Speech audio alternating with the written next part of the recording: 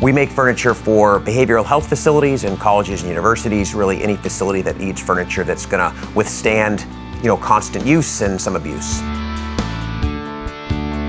So the company was started by my dad back in 1976 with a business partner, and we have grown over the last 48 or so years. We have about 50 employees. We want people that really want to make a difference, that want to create good product, and we try to create a culture around that.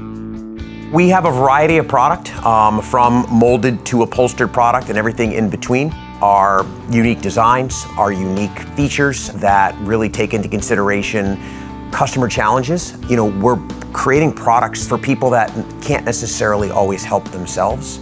And so that to me is at the forefront of what we're trying to do. We would be really far behind without any type of automation here. We've had to implement automation in order to get our product out the door. We've had to implement automation because it makes making the product easier. It also helps control cost.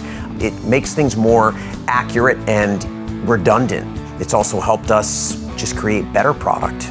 With the different types of equipment that we bring in, they're more accurate. We can have better tolerances.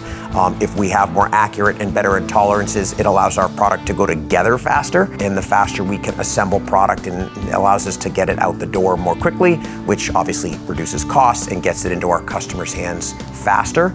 And they then see the difference in some of the product because it just has a better fit and finish to it.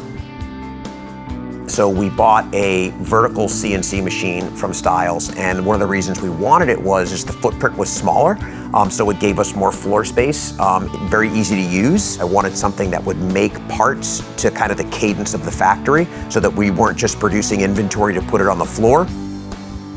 Stiles has been a good partner for us. They've been responsive. They want to support us. They understood what our business was. They understood the cadence. They understood kind of our process. They were trying to make sure that they gave us a solution that ultimately was right for us, and that means something to me. As we need more equipment, we'll continue to make a phone call to them.